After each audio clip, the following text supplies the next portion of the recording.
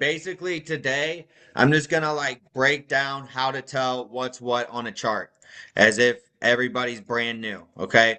When you first open Keepa, it's gonna look like this. It looks ridiculous, right? It's like, holy shit, what is all of that? You know what I mean? So, like, whenever I don't have all that, as you guys saw before, I just clicked all those buttons. I don't have all of that stuff up, right? So, like, what we can do is we can come through. The green line is your sales rank, right? And also, we have to understand with using Seller Amp, like, we kind of see this stuff, right? Before we get into Keepa. But, so, we don't really need to know new third party, new prime exclusive. We don't need like all this extra stuff, right? We don't need used prices. We don't care about, none of this, nothing about eBay. So this kind of simplifies it. Okay, in this bottom chart, these green things, that's sales rank. Again, we already know that from this top chart, right? So I only have the monthly sales on my Keepa middle chart, if that makes sense. And then on the bottom here, I don't need to know the used offer count. You have your ratings, like your rating and your rating count. So like as time goes on, the ratings go up, right? And then this is the ratings fluctuated barely, and then the new offer count. The main purpose of this bottom chart is the offer count, okay? Because I want to make sure that this product isn't like an IP alert product. You know what I mean? Which I'm going to be honest, right here. Where's that year? Right here, kind of, it's not a sudden drop though. It only takes off a few sellers. But what we want to watch out for if we're looking at this and for the offer count is like we want to watch out for like when the offer count's moving and all of a sudden it just shoots down to like 1 or 2 or something and it just stays there and it doesn't move. That's what we're kind of watching for on that, because what that means, if the offer count's being stagnant or if it like goes up and then right back down or something, that means that basically it's either an exclusive seller, the brand selling it, and every time a new seller gets on and it goes up, they can kick them off the listing and it goes right back down to that same number. That's something to really watch out for. Another thing we want to watch out for is we want to check on the products. What's a good word? Volatility. Okay, and what do I mean by that? As we can see right here, when the offer count starts to really shoot up, we notice the price. This pink line, the top chart, we have the sales rank, and then we have the price is the pink. Okay, this orange is Amazon. They're barely on there and have really no history on there in the overall grand scheme of things in the last 4,700 days.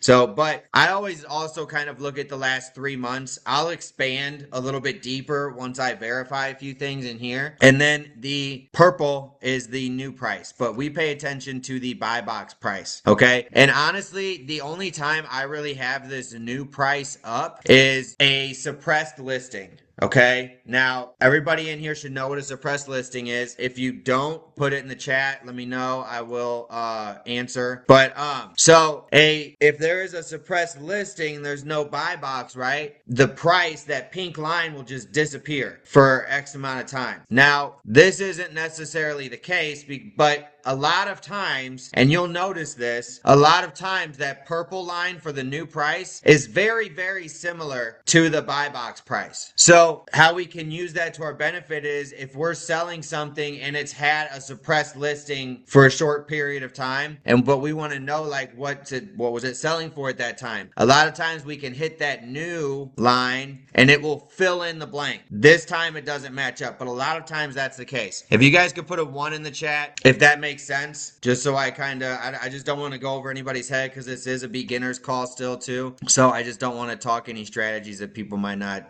get. So, all right. So now what I said back here as well is we see the offer count rising, supply and demand, right? So the offer count is rising and we see the price drop as the offer count rises. Okay. Now, this is important, especially with wholesale, because like if you're out doing arbitrage or something, you buy a product and you only have like 10 units and it's on a price hike, dump the 10 units. You can take advantage of that.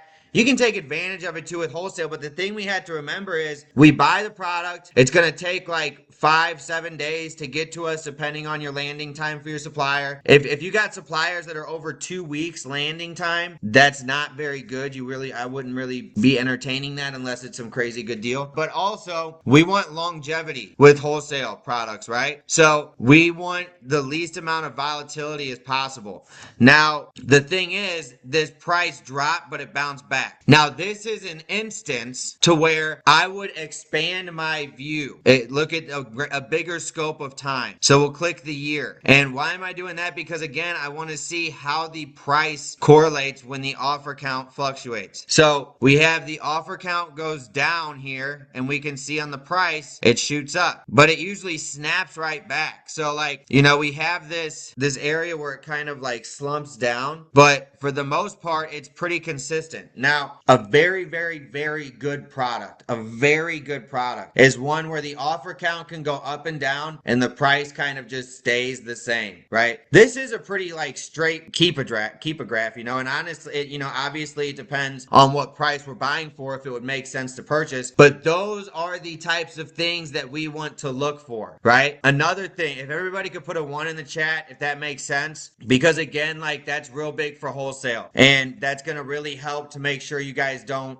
get burned on products, or that your products like sit for a long time without you like really making money. So like another thing, when I was telling you guys earlier about my tracking rate that dropped, a lot of times when the offer count goes up, the price does go down. Yeah, a lot of times. But that's why we look at the history of the product to see how does this product react when that happens. And if the price goes down, how long is it down for? Because if it's just down, let's say you got a bunch of RA sellers that get on there, right? The price goes down. Those guys will probably sell out quick. So how quickly does it bounce back? You know what I mean? So if it goes down, it's not like I'm not going to buy it, right? But we just want to have all these factors in our head. But the not being able to sell FBM in that category for a little bit, and me making that decision to send those products into Amazon, I'm going to make less money. Okay, I don't know if I said that earlier, but like I want to explain a little bit as to why I'm making less money and why I'm doing it if I am making less money instead of just holding on to the product, right?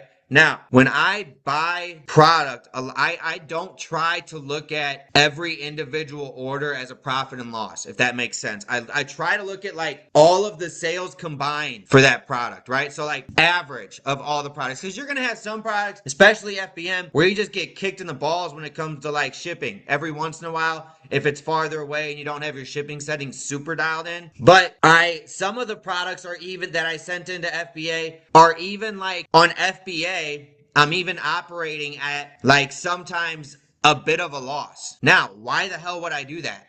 Because even though it's only a week, these products are on a net term with my supplier. So I want to move this inventory as fast as possible. Also, FBM, the profit's like 75% ROI, and like they sell good. So I've made a lot of money with the product so far. And when I send it into FBA, overall on everything I'm sending in, I'm making money. I'm moving a lot of units, which is that's good for the store health. And that's just good to be able to liquidate as quickly as possible, pay the suppliers, flip the money again, right? Speed is essential, right? So we got like probably 2 or 3 pallets going in tomorrow of stuff that I was not planning on sending in FBA at all. So now also I'm not sending in all of my inventory, right? I'm still keeping a good chunk of it back, because when I send it in, it'll hit Amazon in a few days. It'll start selling if we get it in tomorrow by the weekend, right? So like it will continue to sell. I'll get FBA sales and FBM sales of the same product, right? So also my thinking behind that is, if I'm getting a 75% ROI and I'm selling like, let's just for all intents and purposes say I'm keeping half the inventory I currently have on hand and sending in half the inventory. If I'm making a 75% ROI right here, and like again, that's high, guys. That's not like a average, right? That's a little above average product, but I average that out, right? So overall on this product, even though I didn't make as much as I was anticipating, I made money and I'm able to turn the product as quickly as I needed to. Does that make sense to everybody?